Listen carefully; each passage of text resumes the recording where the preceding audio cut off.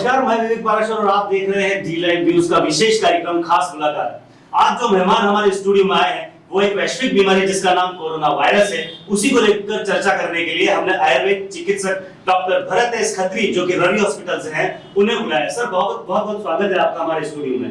नमस्कार सर। ये थोड़ा सा आपने हमें स्टूडियो में बुला करके और हमें जो आपने इसके लिए अपना पक्ष रखा है उसके लिए मैं आपको बहुत बहुत धन्यवाद। Thank you sir. साथ ही कोरोना महामारी को लेकर विज्ञान का पक्ष रखने के लिए सर्वोदय एकेडमी डूंगरपुर के प्रोफेसर एसपी राठौड़ को भी आज हमने हमारे स्टूडियो में आमंत्रित किया है, जो कि कोरोना वायरस और विज्ञान का कनेक्शन समझाएंगे। राठौड़ साहब बहुत बहुत स्वागत है आपका हमारे स्टूडियो में। नमस्कार विवेक जी, और आपका डी लाइव न्यूज और आपकी टीम का बहुत बहुत धन्यवाद कि आप ये जो कोरोना वायरस के संबंध में जो जागरूकता अभियान चला रहे हैं इसके लिए आप वास्तव में बधाई के पात्र हैं। थैंक यू राठौड़ साहब। डॉक्टर साहब सबसे पहले तो मैं आपसे सवाल करना चाहूंगा कि आयुर्वेद हमारा पुराना इतिहास रहा है आयुर्वेद को लेकर, और कोरोना वायरस एक ऐसी चीज है कि आजकल एक नई चीज है, तो आयुर्वेद के बारे में थोड़ा सा सर हमारे दर्शकों को बताएं। आयुर्वेद भगवान धन्वंतरी का दिया हुआ एक अमृत कलश है जिसे पूरा विश्व, इंडिया तो क्या पूरा विश्व इसको मानता है और पूरा विश्व इसको यूज करता है। ये ऐसी दुर्लभ जड़ी बूटियां हैं जिससे कई प्रकार की गंभीर बीमारियों को जड़ से ही खत्म करती है। जी जी जी जी बिल्कुल। ये तो बिल्कुल इसका साइड इफेक्ट कुछ भी नहीं बिल्कुल आयुर्वेद का साइड इफेक्ट वैसे होता भी नहीं है। तो कोरोना को लेकर आयुर्वेद किस तरह के प्रयास कर रहा है सर, क्योंकि अभी पूरा विश्व जो है वो वैक्सीन के पीछे पड़ा है, तो किस तरह से प्रयास चल रहे हैं सर? वैक्सीन बनाने के लिए तो कब से इनके प्रयास चल रहे हैं जी, तो अभी तक पूरा हुआ नहीं, मगर आयुर्वेद में आज तक जो कुछ हुआ है बहुत कुछ विकास हो चुका है और होगा। उसमें कई प्रकार के निम्न प्रकार के काढ़े हैं जो घर पे ही बना करके अपने घर पे बना करके उसको यूज कर रहे हैं। जी जी जी। और उसमें कोरोना से बहुत कुछ लाभ मिला है।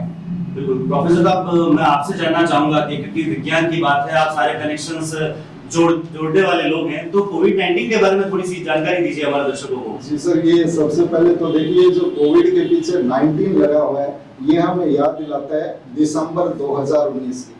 वास्तव में इसके नाम को लेकर के WHO ने एक सिंबल रखा है 19 कि ये दिसंबर 2019 के अंदर चीन के एक शहर वुहान से स्टार्ट हुआ, प्रारंभ हुआ। इसने अपना विस्तार करना शुरू किया और पूरे विश्व को अपनी चपेट में ले चुका है, और शायद मैं कहूं कि मानव इतिहास की अब तक की सबसे बड़ी पैंडेमिक डिजास्टर में से एक कोविड-19 है। और इसको मैं सहज भाषा में आपको समझाना चाहूंगा विवेक जी, तो हम कहें कि ये जो कोविड-19 है वास्तव में ये क्या एक वायरस है, और वायरस जो है वो दो प्रकार के होते हैं, एक डीएनए वायरस और दूसरा होता है आरएनए वायरस। ये जो है ये आरएनए वायरस है, और आरएनए वायरस का मीन्स क्या है, मतलब क्या है? आरएनए वायरस का मतलब है कि इसकी आनुवंशिक सूचनाएं जो हैं वो आरएनए के रूप में होती है, और आरएनए के रूप में होने के कारण यह बहुत जल्दी अपनी कॉपी तैयार करता है। यानी हम कहें कि अगर कोई डीएनए वायरस है तो उसे थोड़ा समय लगेगा, वह पहले आरएनए में बदलेगा और उसके बाद में वो प्रोटीन बनाता है। लेकिन ये तो बहुत रैपिडली पहले से ही आरएनए है, और आरएनए के कारण ये क्या करता है, बहुत ही रैपिडली क्या करता है, प्रोटीन का निर्माण करता है। कहने का मतलब यूं है कि अगर किसी व्यक्ति के शरीर में कोविड-19 एंटर करता है तो मात्र कुछ घंटों में, कुछ दिन में यह अपनी संख्या को सैकड़ों से लाखों और करोड़ों में तब्दील कर देगा। इतना रैपिडली ये ग्रोथ करता है कि इम्यून सिस्टम कहीं न कहीं इसको कंट्रोल करने में फेल हो जाता है। तो प्रोफेसर साहब, जब इतनी सारी जानकारी साइंस के पास है तो फिर अभी तक वैक्सीन क्यों नहीं मिली? जी, बहुत ही अच्छा सवाल पूछा आपने। वास्तव में ये सवाल आपका नहीं है, ये पूरे विश्व का है। पूरा विश्व जानना चाहता है कि विज्ञान आखिर मजबूर क्यों हो गई। देखिए, विज्ञान की भी कुछ लिमिटेशंस है। मैं आपको बताना चाहूंगा थोड़ा कि ये जो कोविड-19 है इसकी स्ट्रक्चर को जब हम जब ऑब्जर्व करते हैं तो इसकी स्ट्रक्चर पर प्रोटीन के रिसेप्टर पाए जाते हैं, और वो प्रोटीन के रिसेप्टर वो लगातार अपनी स्ट्रक्चर को चेंज कर रहे हैं। कहने का मतलब ये है कि आज अगर एक सैंपल लिया जाए चाइना से और एक सैंपल लिया जाए इंडिया से, तो दोनों का जो कोविड-19 है उसकी स्ट्रक्चर अलग अलग मिलती है। और ये बहुत विचित्र है क्योंकि पहली बार मानव का सामना एक ऐसे दुश्मन से हुआ है जिसे मनुष्य देख नहीं सकता, माइक्रोस्कोपिक है, और दूसरा इसकी स्ट्रक्चर वेरिएशन कर रही है। तो ये अपने आप में चुनौती है वास्तव में विज्ञान के लिए, लेकिन बहुत जल्द मानवता जीतेगी, हम ये उम्मीद करते हैं। बिल्कुल हमारे मेहमानों से हम बातचीत जारी रखेंगे वक्त एक छोटे से ब्रेक का।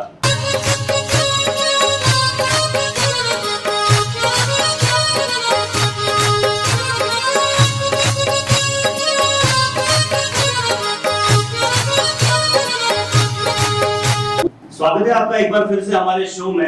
हम बात कर रहे थे डॉक्टर साहब और प्रोफेसर साहब से। डॉक्टर साहब ये बताइए कि मौसम अभी चेंज होने वाला है।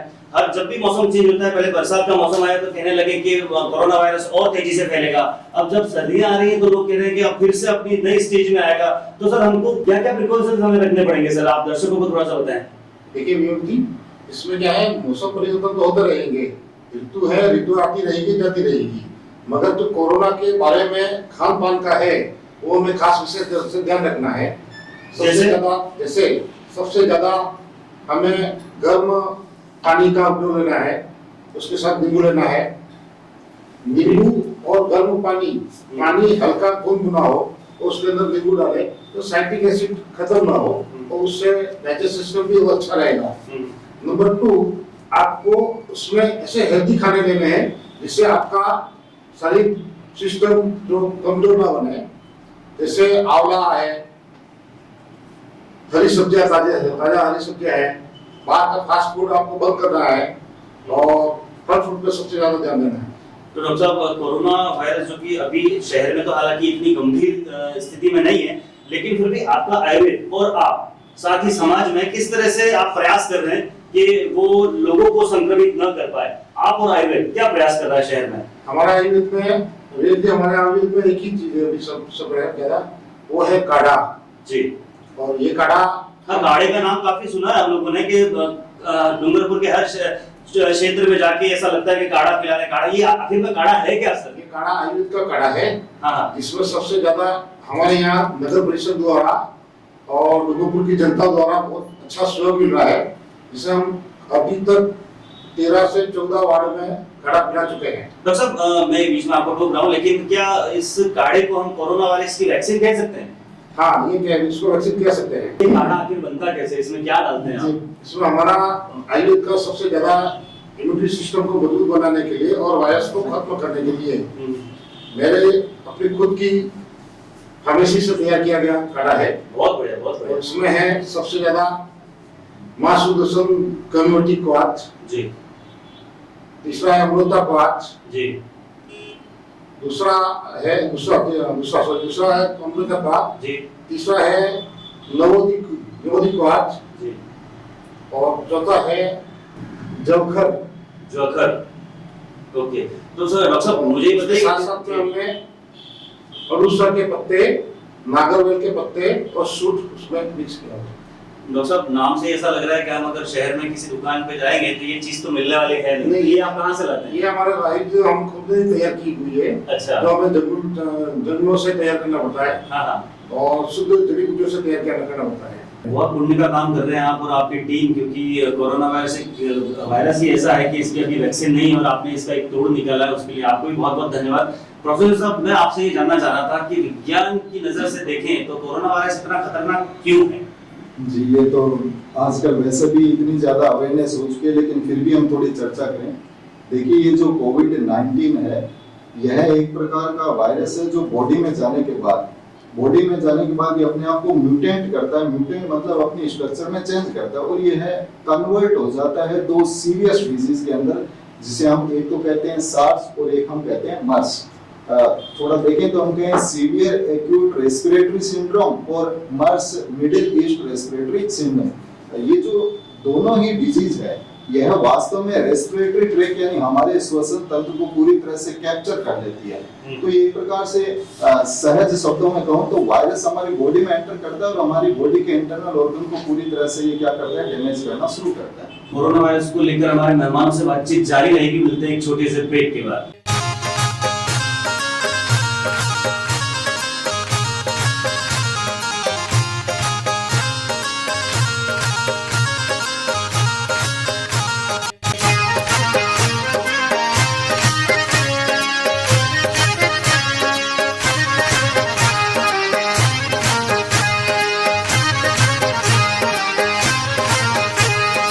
बहुत बहुत स्वागत है आपका डी लाइव स्टूडियो में। आज हमारे बीच में दो मेहमान हैं जो कि कोरोना वायरस के संबंध में बात कर रहे हैं। आप जैसा कि पहले देख चुके हैं, प्रोफेसर साहब से बातचीत हमारी चल रही थी। प्रोफेसर साहब, मैं ये जानना चाह रहा था कि इसके बचाव क्या है, उपचार क्या है, क्योंकि डीप में हम लोग जा रहे हैं और लोग भी संक्रमित हो रहे हैं, उपाय भी कर रहे हैं। कुछ लोग डूंगरपुर में ही रह के इलाज कराते हैं, कुछ लोग अहमदाबाद चले जाते हैं, तो बचना बहुत जरूरी है। तो क्या बचाव के उपाय हो सकते हैं आपकी नजर में? देखिए, सबसे पहले तो हमें थोड़ी सी जानकारी ये हो कि हम ये सभी जान चुके हैं कि जिसका इम्यून सिस्टम कमजोर होगा, प्रतिरक्षा तंत्र कमजोर होगा, उसको ये ज्यादा क्या कर रहा है, नुकसानदायक है। अब हम कहें कि कुछ गंभीर बीमारियां, जैसे मैं जिक्र करूं डायबिटीज का, या हम कहें कि जो किडनी या जो अस्थमा से रिलेटेड गंभीर बीमारियां हैं, जो ज्यादा एज के हैं, जो हमारे बुजुर्ग हैं, उनको ये क्या करता है कि ज्यादा इफेक्ट करता है, क्योंकि उनका इम्यून सिस्टम कमजोर होता है।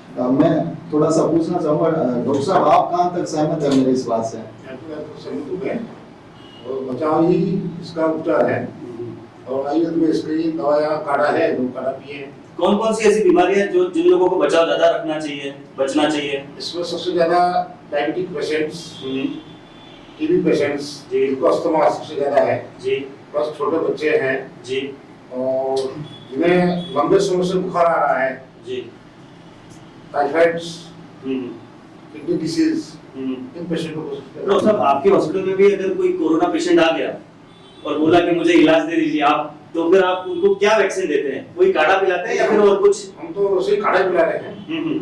वैक्सीन तो बनी नहीं है, आयुर्वेद में वैक्सीन काढ़ा ही है। डॉक्टर साहब की बात को मैं थोड़ा और आगे ले जाऊंगा। विज्ञान भी यही कहता है, साइंस कहती है, आपने कई रोगों के बारे में सुना होगा, एड्स के संबंध में हम कहते हैं प्रिकॉशन से ही एक प्रकार की सेफ्टी है। तो जब तक किसी बीमारी का पूरी तरह से वैक्सीन या उसका इलाज नहीं बन जाए, तब तक हम ये कहते हैं कि उससे बचना ही एक प्रकार की क्या है, उसका बचाव है। तो बचाव ही इसका उपचार है। और बचाव के लिए जो हम कह रहे हैं, राज्य सरकार और केंद्र सरकार नियमित रूप से जागरूकता अभियान चला रहे हैं। आपके डी न्यूज के द्वारा लगातार ये जागरूकता फैलाई जा रही है। और जहां तक मैं थोड़ी सी बात करूं कि मैं खुद एक सर्वोदय संस्थान कोचिंग सेंटर से जुड़ा हुआ हूँ। तो हमारा जो सर्वोदय जो अकादमी है, उसका ये दायित्व बनता है कि वह भी हमारे आने वाले जितने भी स्टूडेंट्स हैं, जो भावी शिक्षक बनेंगे, जो भावी आरएस बनेंगे, उनको पहले से ही इतनी जागरूकता मिल दी जाए, जागरूकता दे दी जाए, अवेयरनेस दे दी जाए कि वो इसको बिल्कुल ही सहज लें, डरे नहीं। ये एक मानसिकता बन चुकी है, डरे नहीं, लेकिन सुरक्षा के उपाय बना के रखें। सर, प्रोफेसर साहब, आप क्या कहना चाहेंगे दर्शकों को? जी, जैसा कि हम जानते हैं कि हमारी चर्चा है वो सार्थक रूप से समाप्ति की ओर है। ज्यादा न कहकर मैं यही कहूंगा कि बचाव के जो उपाय हैं वो हमारे केंद्र सरकार, राज्य सरकार पूरी गाइडलाइन जारी कर चुकी है। मास्क पहनना प्रॉपर, हम कहते हैं कि जब तक इलाज नहीं तब तक कोई ढिलाई नहीं, दूरी बना कर रहे हैं, सोशल जो डिस्टेंसिंग है वो बना कर रहे हैं, और अपने आप को हर परिस्थिति में मानसिक रूप से इतना तैयार करें, क्योंकि ये सारा खेल जो है ना, वो इम्यून सिस्टम का है। जितना ज्यादा हमारी पॉजिटिव सोच होगी, उतना ही ज्यादा हमारा प्रतिरक्षा तंत्र अपने आप को रिकवर कर पाएगा।